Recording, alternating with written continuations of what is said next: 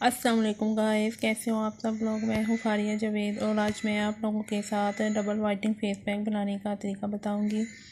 और इसमें आप लोगों को कौन कौन सी चीज़ें चाहिए। ये मिलेटी पाउडर है, ये चावल का आटा है और ये मैदा है।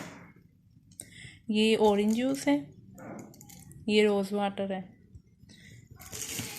तो हम इसमें लेंगे, एक बोल लेंगे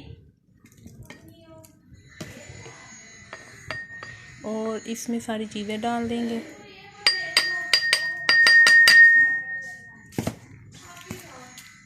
और इसमें जूस डालूंगी।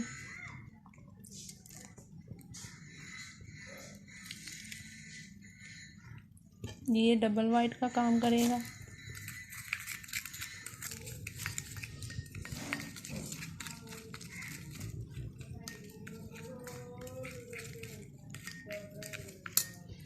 तो इसमें थोड़ा सा रोज़ वाटर डालेंगे।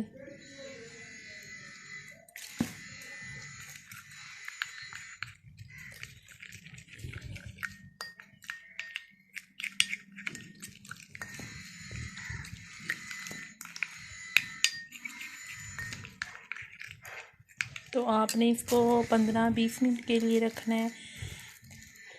और मेरे चैनल को सब्सक्राइब भी कर दें और लाइक भी कर दें। अल्लाह हाफिज़।